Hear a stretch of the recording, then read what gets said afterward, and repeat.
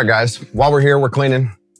Welcome to this week's Pana update. Last week was fairly quiet, which was nice because it allowed me to focus on learning, which was great. But holy shit, this week, I have no idea what happened this week, but the bottom dropped out. There was all these things going on. I'm having a lot of hours of service conversations. You guys, those of you that are kind of following along, saw my Friday update. I don't know what's going on right now, but she's Louise. Well, there we go. Why does that feel weird? No, that's good. Okay. I got worried for a second. My foot's sitting on the table, and I felt a weird vibration that I don't normally feel through my feet. Oh yeah, look, I got new earrings. For those of you, I haven't always had them. Probably had them, I don't know, 6 months, something like that. I don't know. Ooh, you know what? And I'm probably gonna end up calling this dude out, not by name, but I got a great opportunity to get connected with a new mentee. And can I just tell you, this is what first of all, I'm always down to help the veteran community. You guys know that that's a special place in my heart. Make sure, I think that veterans are a completely underserved community.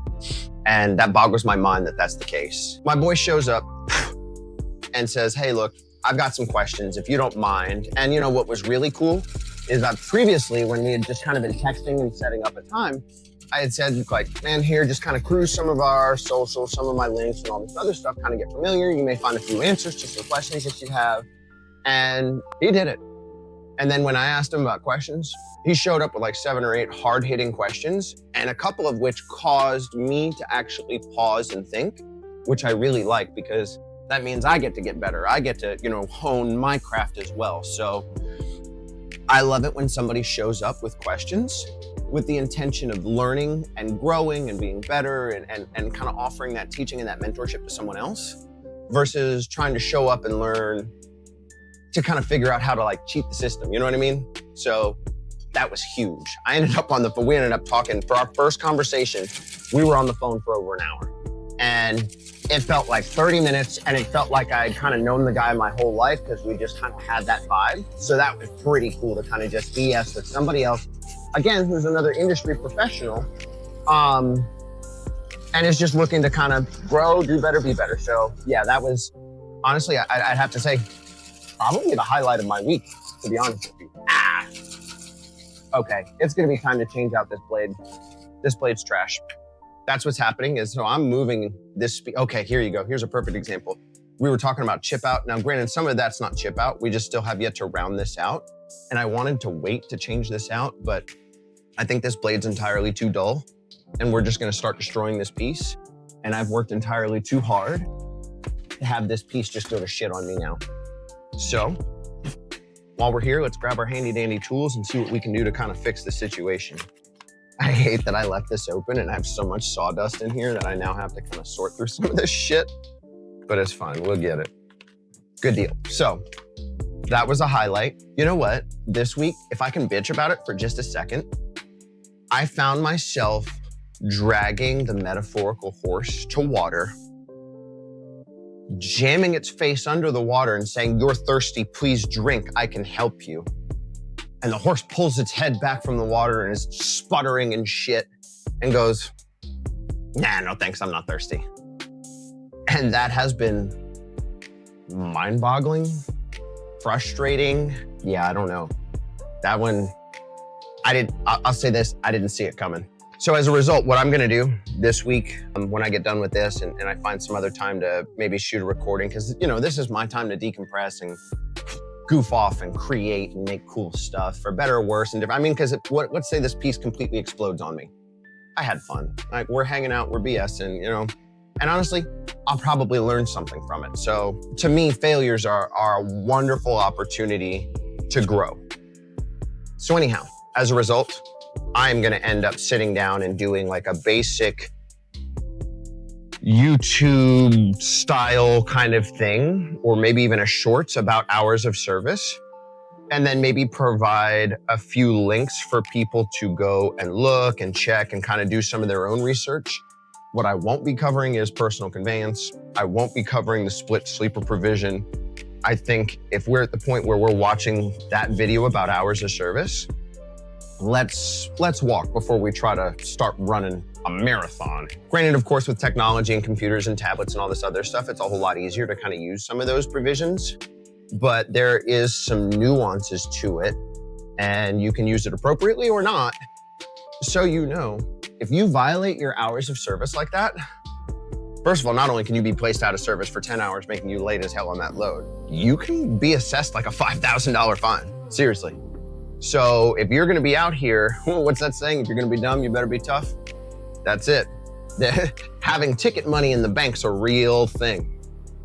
Big shout out to my boy, Brian, over at Fleet Guard Insurance. I know he's got a lot of things going on personally and professionally. Proud of you, big ups to you, congratulations. I'm really struggling with ideas on things to cover, but what I'd like to do is, I almost knocked that bucket over with all these tools. That would have sucked. This one don't look much better, guys. So to that point, I need your guys' help. What kind of content can I shoot for you that will help? Obviously, we talked about ELDs. I've done a little bit of safety audit talk. I don't mind doing it. Helped out a friend who was asking about MC numbers, why they're important, why somebody would matter. I've done some lease on stuff about why somebody might consider leasing on or not. Ooh, you know what?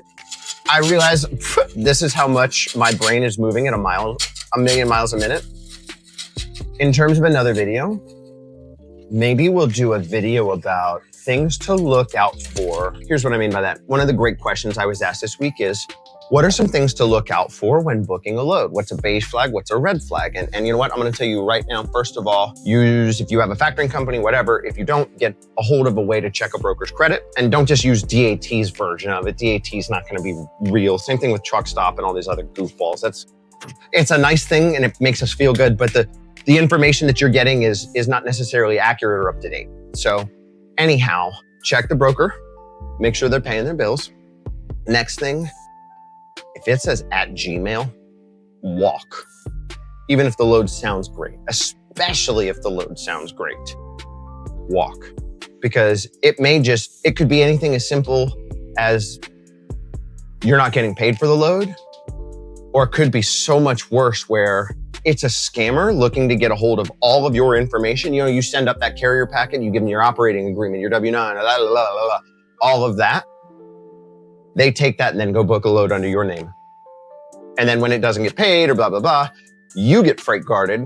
They run off with the profit. So do your due diligence. We're gonna make that a YouTube video too, or a short or something like that. But that's something that everybody should be screaming about at this moment. All right, let's keep moving. I was really hoping to make a bigger dent, but honestly, it's kind of nice to just sit, hang out, kind of recap a little bit. Guys, we're gonna trade tools out again. So I was previously using carbide steel tips. Let's change it and go back to old school. This is what this stuff used to look like. These are the old tools, the old ways. When you have a scraper, instead of it, and think of it exactly like that. It's scraping versus something like a gouge. A gouge will grab and it will hog material away. And I'd actually say out of all the steel like this, it is the most aggressive. But therein lies the issue. It will take off entirely too much too quickly. And that is gonna be a problem. Yeah, now you kind of see, there we go. That's what's on my hand versus those big chunks and chips and all that.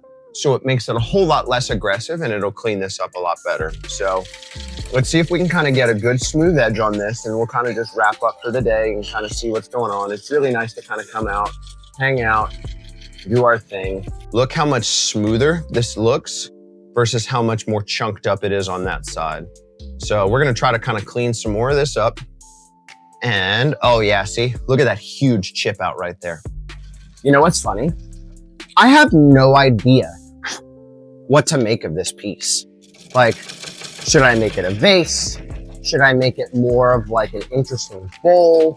I mean, of course, you know me, I'm always about like letting the wood speak for itself. So you know I'm not gonna paint it, stain it, or anything like that. I'll just polish it and seal it. That's fine. Let's switch to this blade, a little bigger, a little sharper. Yeah, still don't know. Yeah, did you see those pieces immediately start flying? Way better, way sharper. I've got some tools I need to sharpen. I'll probably do that one of these days, sit down and over there by the end of the shop and sharpen, polish, clean up. You know me, I'm always talking about if you don't make time for your equipment, eventually your equipment will just make the time for you. This is part of that.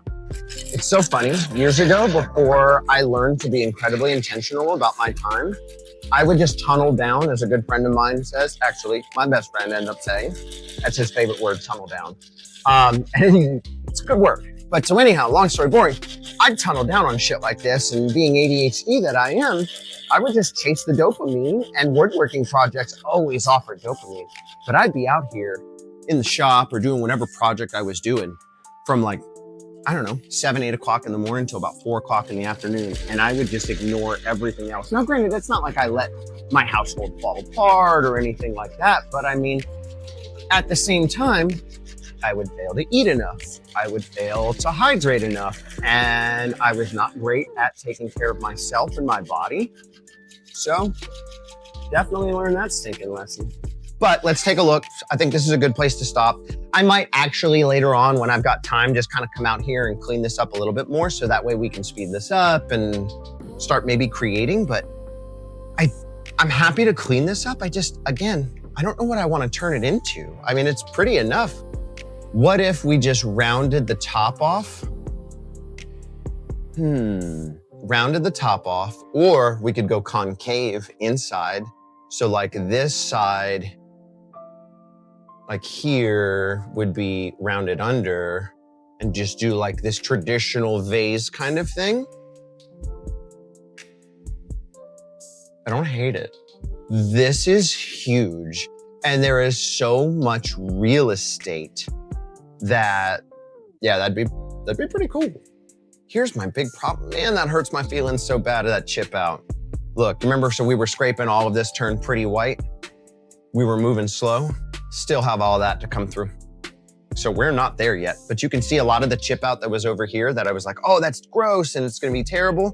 A lot of that's getting a lot better because again, we're just removing slow, gradual layers. Think of it, when you use this tool, think of it almost like sandpaper instead of like a saw.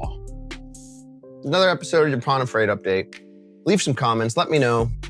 I think we do have a good idea of what some videos we're gonna shoot today or throughout the week, and just kind of, cause you know, I just kind of do it whenever I can.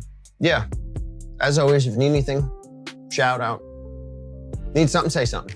We're always here. I'm always happy to help. Be safe, be happy. Do you think? All right, guys, we'll see you later.